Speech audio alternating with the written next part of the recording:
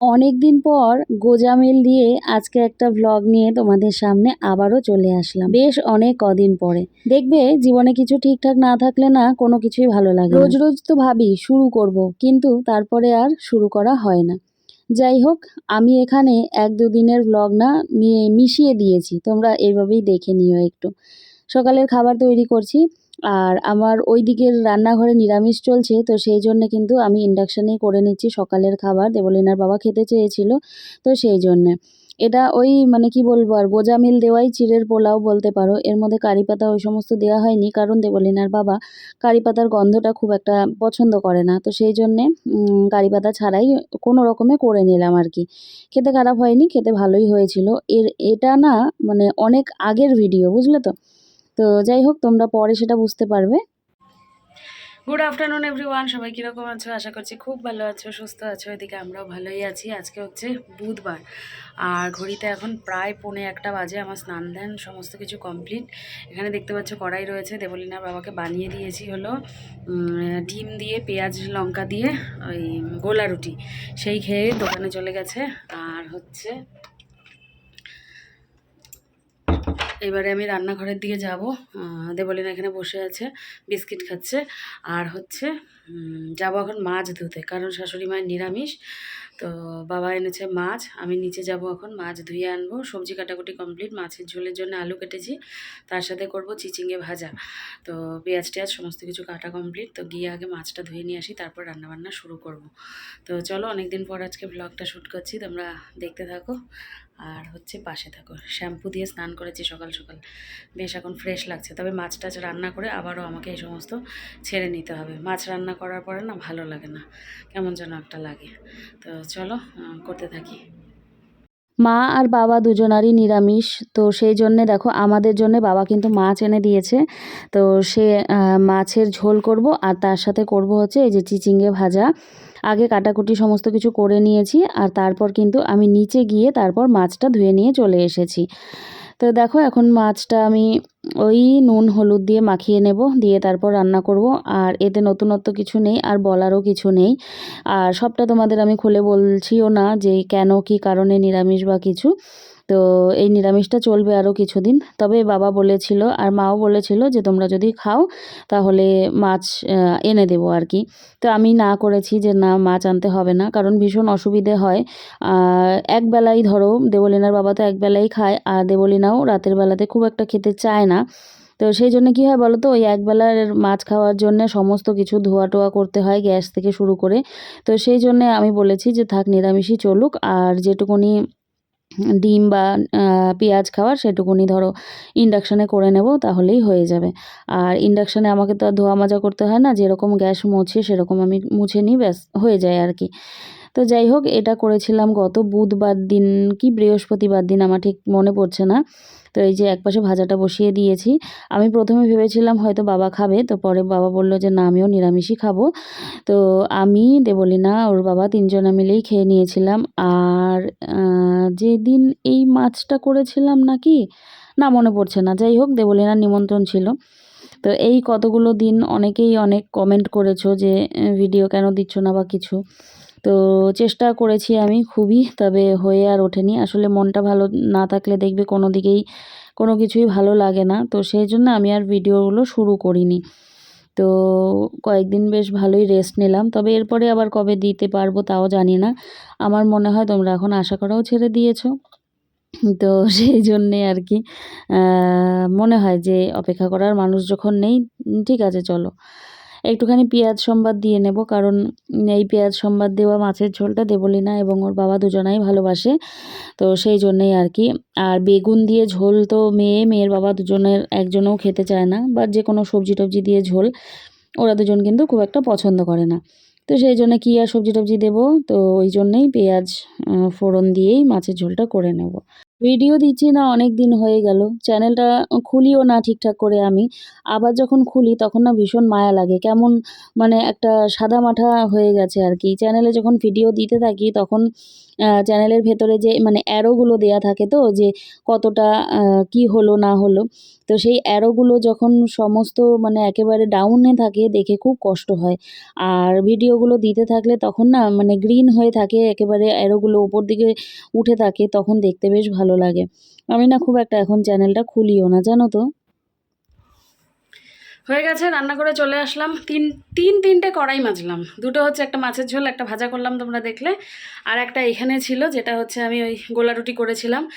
আর কি বলো তো, ব্লগ করবো না বলে না আমি হচ্ছে ভিডিওই করিনি।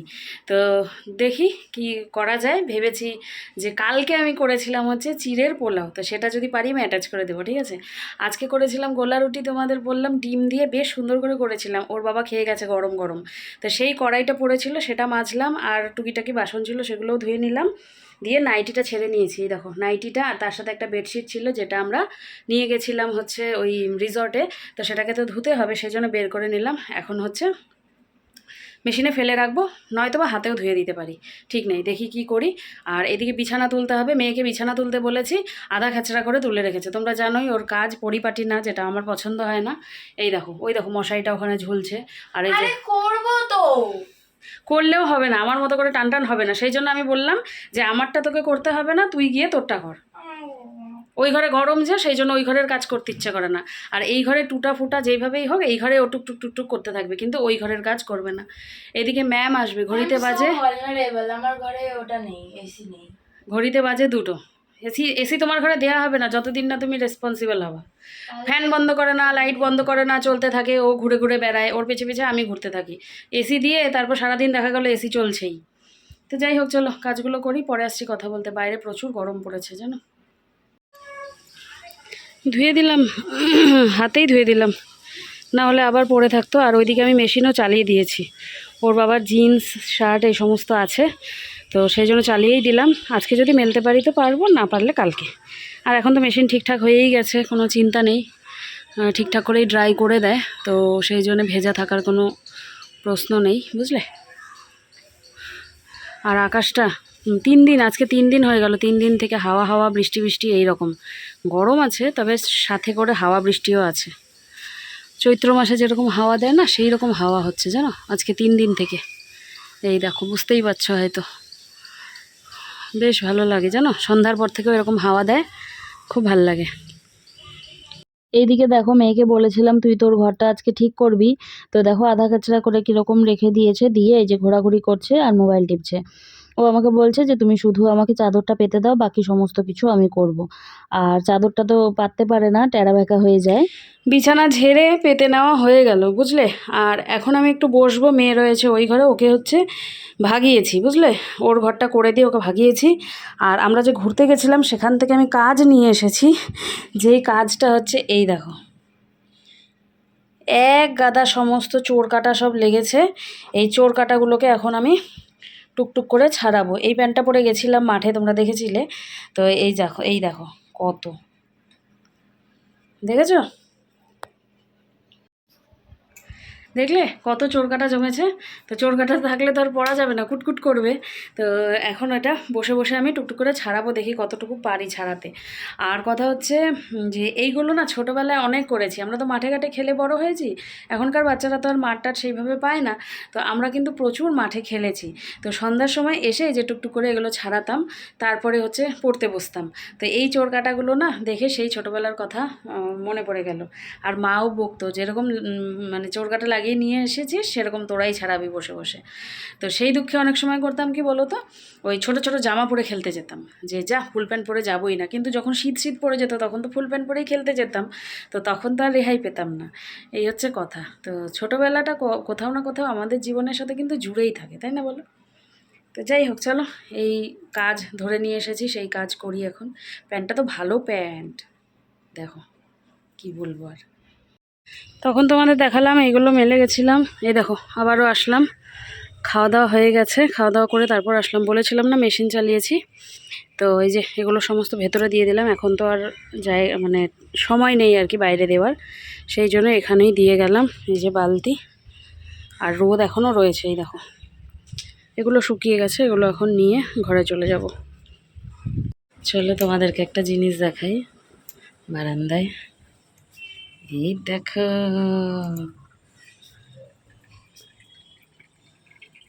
চা করেছে।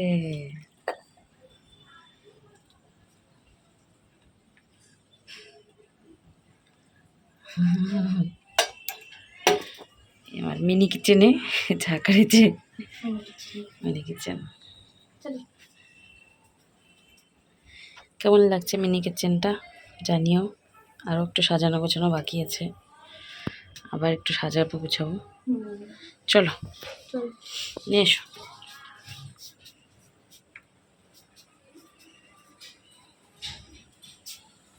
এই দেখো আমরা চা নিয়ে তো বসেছি। তারপরে দেবলিনা এখানে কয়েকটা বিস্কিট ছিল, ওটা খেয়েছে, ওই জন্য চাটা কম দেখতে পাচ্ছ। তারপর নতুন প্যাকেট খুলেছে, দেখো ও খুলেছি, সুন্দর করে খুলেছে আর বলছে দেখো মা কি সুন্দর লাগছে দেখতে, দেখাও দেখাও। ওই জন্য দেখালাম, দেখো কি সুন্দর লাগছে দেখতে। আমি এই সমস্ত বিস্কিট খাই না। আমি এই যে এখান থেকে একটা বিস্কিট খেলাম, দুটো বিস্কুট খেলাম, তার সাথে চা। আর ঘড়িতে দেখো কটা বাজছে, 7:15 বাজছে। ওই ওই সন্ধ্যার পরে দেখো গিয়েছিলাম ওই বাড়িতে, আর হালুমকে দেখো আমার সাথে কুস্তি করছিল।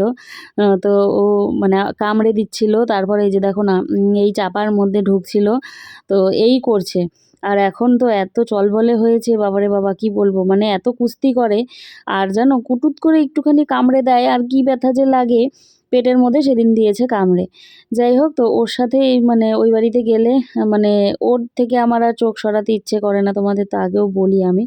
আর এই হচ্ছে ওর কুস্তির নমুনা আর কি। একটু আগেই কিন্তু ঘুম থেকে উঠেছে। তারপর সেখান থেকে অনেকটা সময় কাটিয়ে বাড়িতে চলে এসেছি।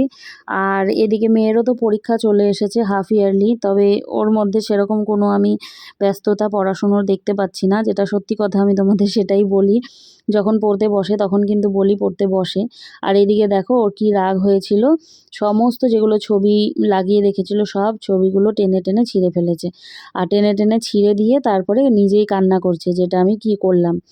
আসলে ওর কি বলবো, বান্ধবীর বাড়িতে গিয়েছিল, তো বান্ধবীর রুমটা অনেক অ্যাস্থেটিক করে সাজানো ছিল। তো এখন যেটা মানে বাচ্চা কাচ্চা পছন্দ করে আর বলে অ্যাস্থেটিক, তো সেই অ্যাস্থেটিকভাবে সাজানো গুছানো ছিল। তো সেই দেখে ওর ভীষণ রাগ হয়েছিল, বাড়িতে এসে আমাকে বলছে আমার ঘরের মধ্যে একটা পুরনো আলমারি ঢুকিয়ে দিয়েছো, একটা পুরনো আলনা ঢুকিয়ে দিয়েছো, তোমরা আমাকে পেয়েছোটা কি? আমার ঘর আমাকে যে একটা মানে সেপারেটলি থাকতে দেবে, বা আমার যে পছন্দ সেই মতো করে জিনিস রাখবো, সেটার উপায়ও তোমরা রাখোনি। তো এই নিয়ে আমাকে কিছুক্ষণ রাগ দেখিয়ে দিল, দিয়ে তারপর ঠান্ডা হয়েছে। যাই হোক, তারপরে রাতের খাওয়া দাওয়া করে নিয়েছি। আর এই যে এখন এক গাদা বাসন মাজতে হবে, তার সাথে এই যে গ্যাস ধুয়ে রাখতে হবে, কারণ আগামীকাল ছিল আবারও নিরামিষ। আর সন্ধেবেলা চায়ের বাসনটাও মাজা হয়েছিল না। চায়ের বাসন আমি বেশিরভাগ একেবারেই রাতের বেলাতেই মাজি, বারবার করে বাসন মাজতে আমার একটুও ভালো লাগে না। তো এই দেখো গ্যাসও ধুয়ে মুছে নিয়েছি, সমস্ত বাসনও মেজে নিয়েছি। আর বাকি বাসন কিছু এখানে ঝুড়ির মধ্যে রেখে দিয়েছি। তো এই ব্লগটাকে চলো এখানেই শেষ করছি, আর বড় করতে পারিনি।